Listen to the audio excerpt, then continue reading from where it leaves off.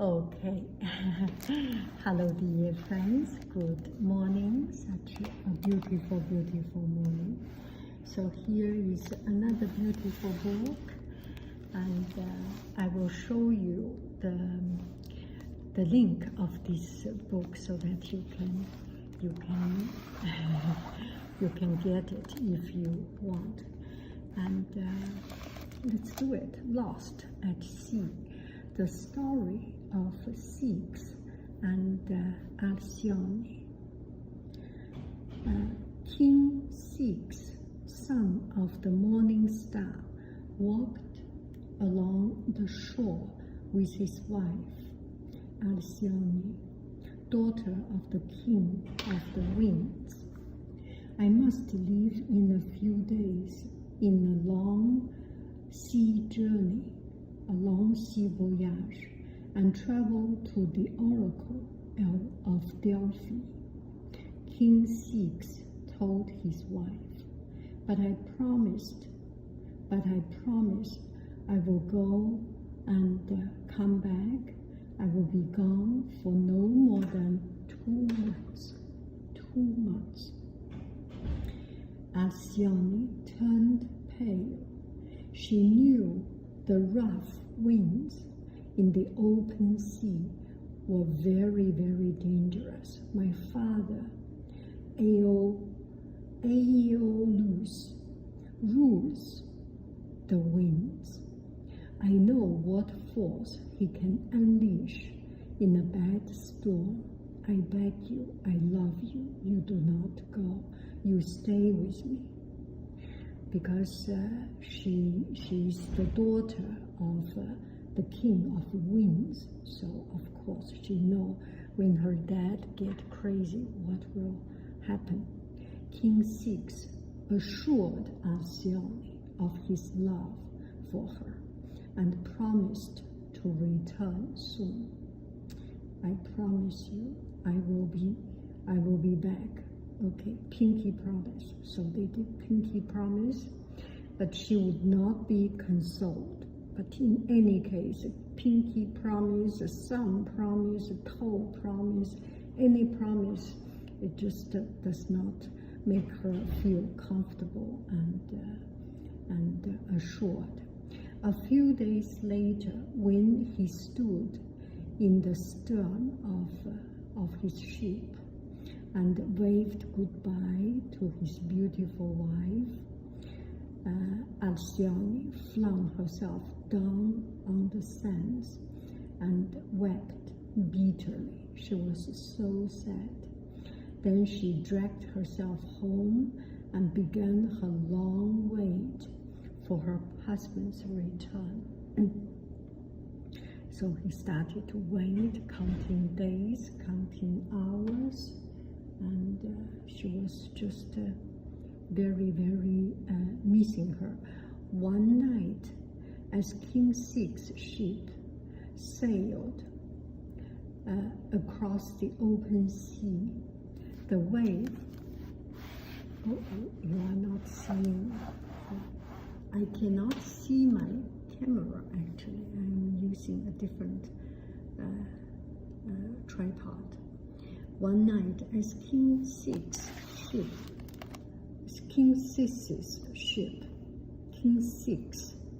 his ship sailed upon the open sea, the wave began rising. Pull in your oars, lower the sails, the captain shouted. But the man could not hear him.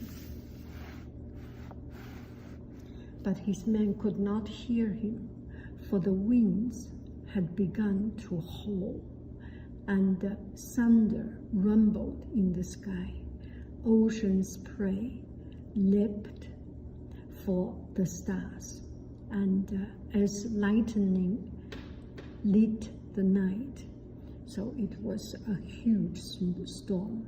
Then the sea turned yellow, and the heaven poured water in great torrents as waves crashed in the king's ship. Wow, it was quite scary. 6 last nights. 6. The king's last thoughts were of Alcyone. He was really in love. He cried to the gods, "Wash my body to my wife over the sea."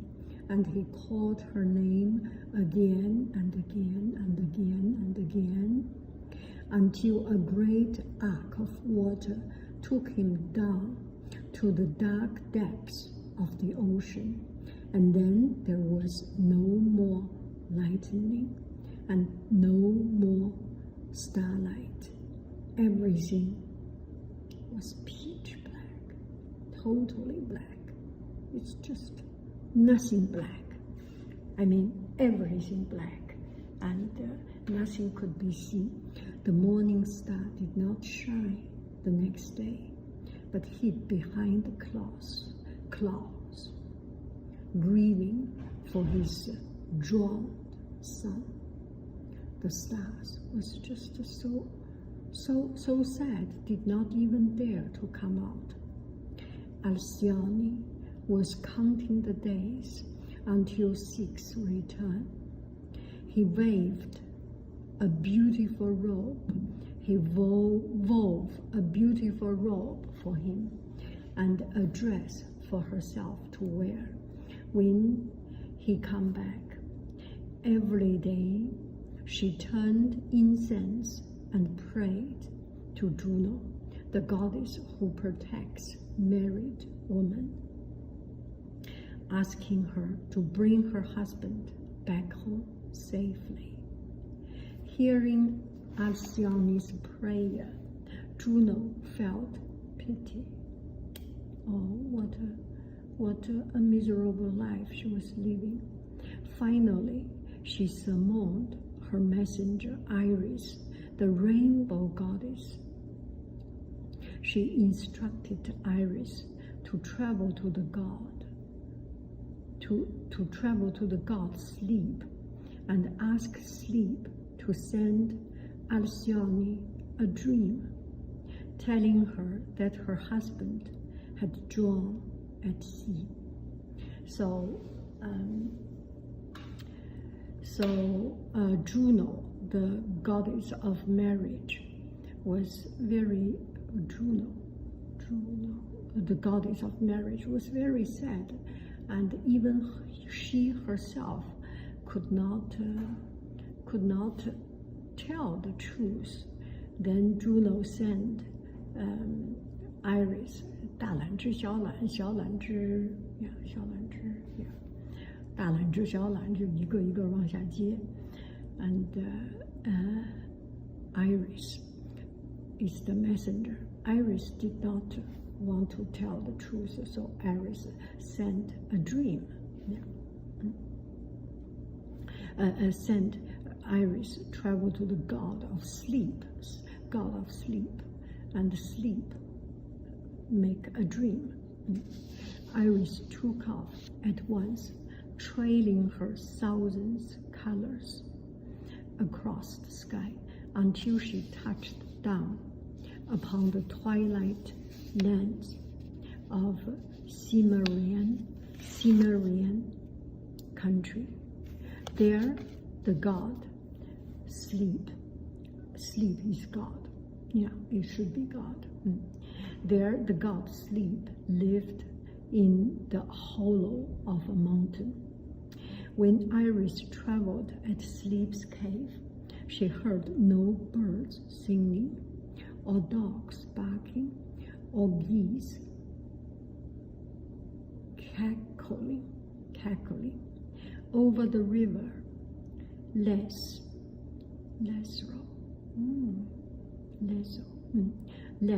whispered sleepily in the twilight as Iris stepped past poppy beds and entered Sleep's cave. Oh gosh, this is an eerie, poetic scene. The rainbow goddess pushed aside the empty dreams in her way. So she walked, and there were dreams, because she went to the god of sleep, so there are all kinds of dreams. Then came upon sleep, snoring in a great ebony bed. Iris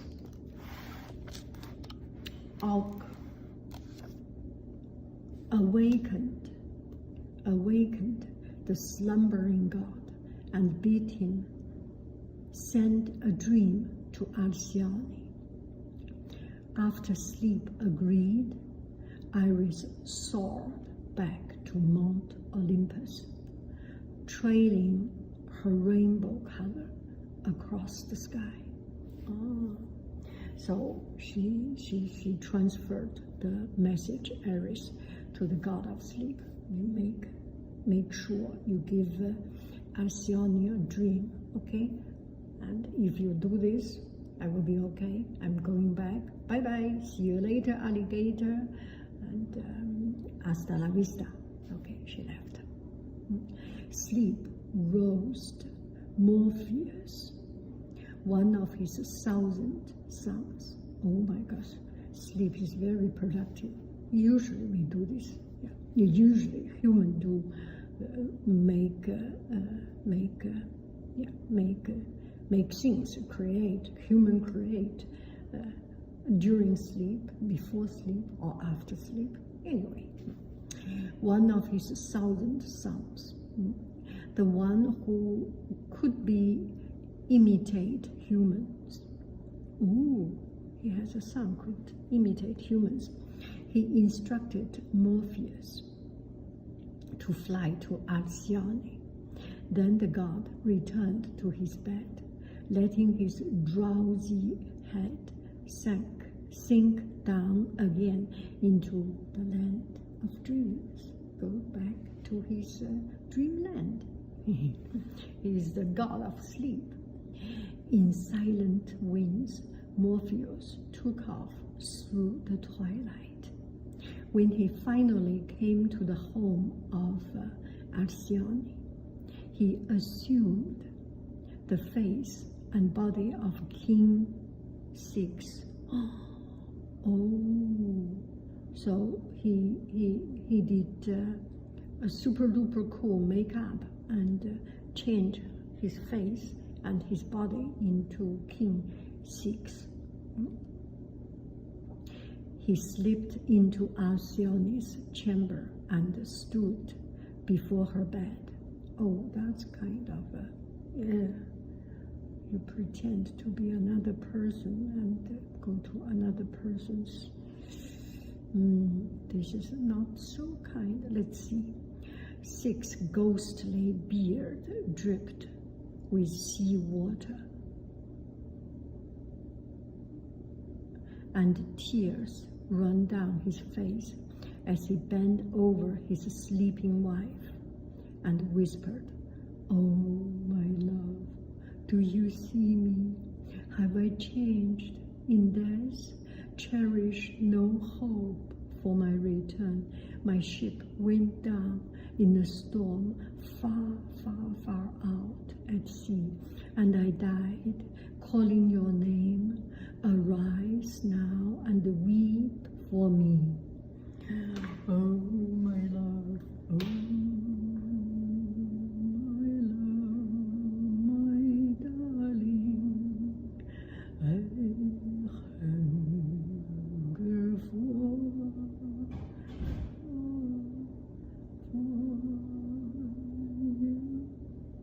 Touch. Okay. In her sleep, Alcyone wept and tried to take her husband into her arms, but it was no use.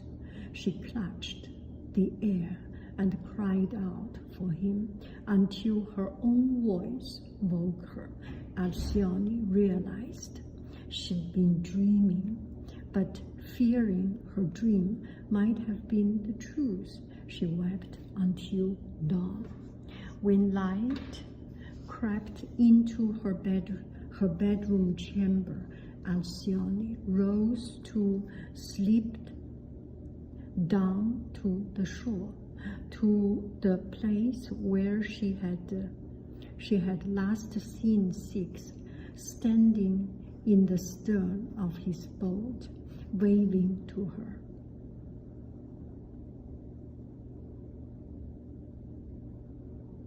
As she stared at the sea, Alcyone spotted something floating on the water.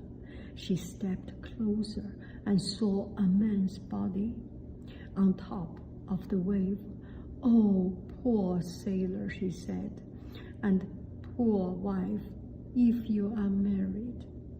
When the wave washed the body closer to shore, Alcyone saw it was her husband. She cried out, "Oh, my love, why have you come to me this way?"